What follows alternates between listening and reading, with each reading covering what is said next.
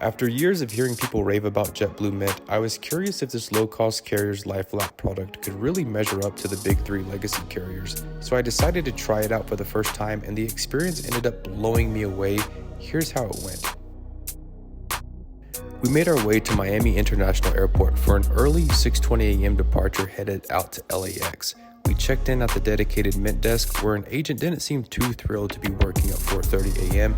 I felt her pain, but she didn't exactly kick off the Mint experience in the best light.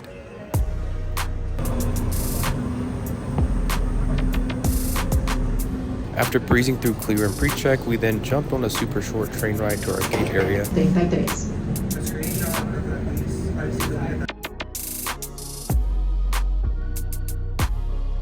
Instead of boarding at a JetBlue gate, we went downstairs and waited at a British Airways boarding area. We could have spent a few minutes at a Turkish Airlines lounge via Priority Pass, but it didn't really seem worth it, so we just chilled and waited for boarding, which was right on time.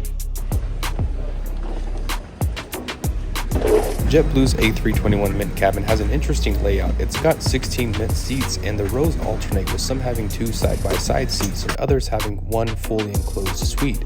These suites are essentially first come, first serve, so it really pays to book and select your seats early. While all seats are lie flat, I'd recommend going for the single suite since they offer the optimal flying experience with maximum privacy.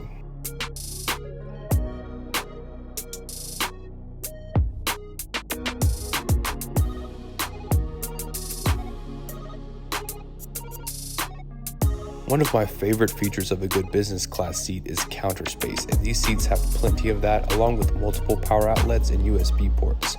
On the other side of the seat, you'll find a reading lamp, a small storage compartment, another outlet, and a couple of storage pouches. A surprisingly deep storage bin provides lots of space for various items like your headphone case, amenity kit, and whatever else you have on you at the time. There's also more storage up front, which makes these suites one of the most equipped seats I've seen in terms of easy and convenient storage. Definitely my type of seat. As for legroom, there's obviously no problem here, and I like the ramp that gives your feet a place to rest in the upright position. Overall, it's just a very comfortable seat and a great way to fly. Privacy is good when the suite door is open, but if you want more, you can simply hit the button and watch your door slide closed, though sometimes you do have to give it a little bit of a nudge.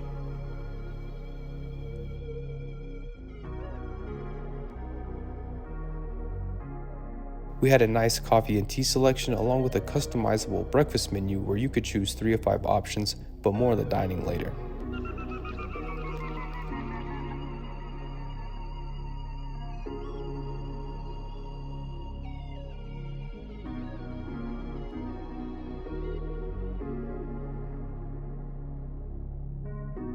Pre-departure beverages came around, and my first sign that service was going to be on point was getting multiple refills during boarding without having to make a single request.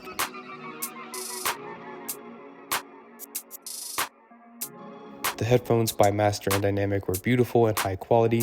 I'm pretty sure these would cost you a few $100, and I really enjoyed using them. And a very good morning to all of our Mint customers today. Welcome on board JetBlue Flight 2986 service.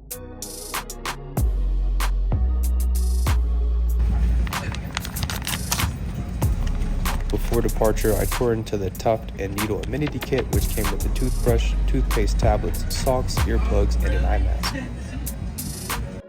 Then it was time for takeoff.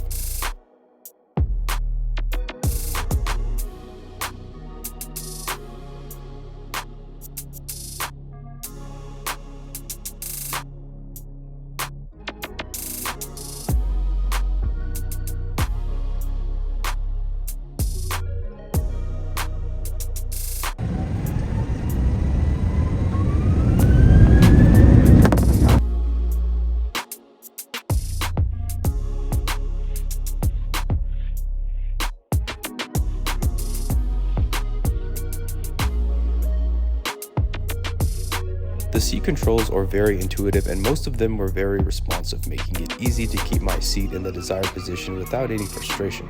I enjoyed the massage function and being able to customize the pressure levels of the lumbar support, but Brad did have some issues which resulted in both of us receiving a $200 flight credit. Keep in mind that we got that without even having to hint at any kind of request for compensation. That's how solid the service was on this flight.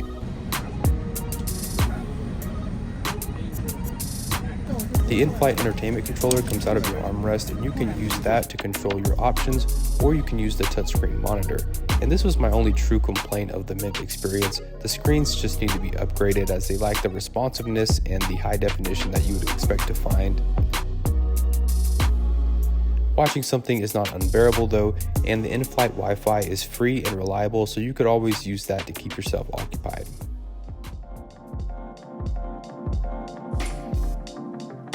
Soon it was time for breakfast. A perfectly warm and flaky croissant was first brought out, but turbulence then put a pause on breakfast. After a few minutes though, we were able to resume dining, and I popped out my tray table with an easy pull of a tab.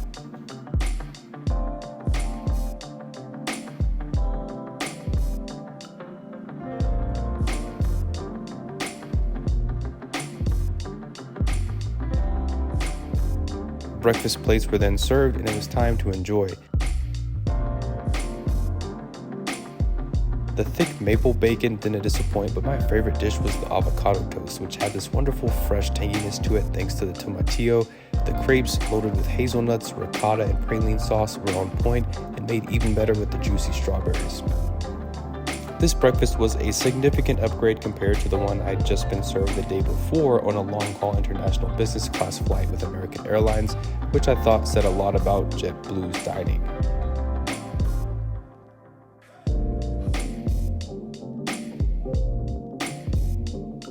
In the drink department, Brad was served up the signature mint condition, which was mixed and poured at his seat.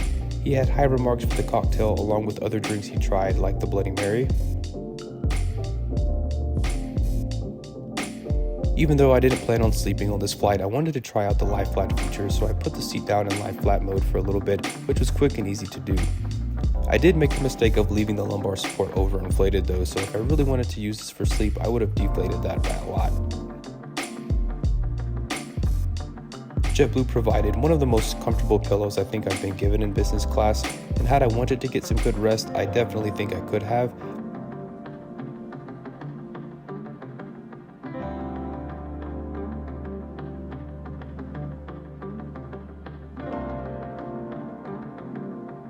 I will say that the footwell is very deep, and it felt like any second I was going to just slip out under the seats in front of me, so this is really great for very tall people.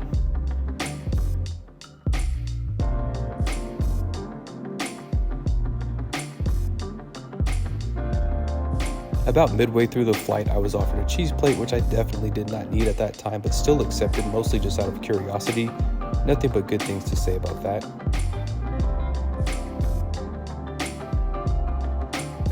One thing I really liked about the cabin was that they had lights at the front of the cabin indicating when the lavatory up front or behind the cabin was free. This makes it really easy to get to the bathroom, and it also helps that JetBlue has the best ratio of bathrooms to seats out of any US airline.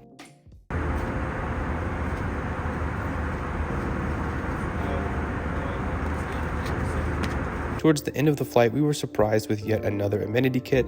This one felt like it was personalized for me, as it came with pain cream, lip balm, honey lozenges, and fresh socks. I could have used some of those things at the beginning of the flight, but it was still a nice parting gift.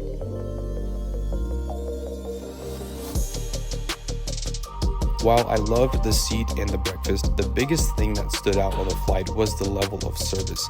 The main flight attendant provided a level of attentiveness that is really hard to achieve.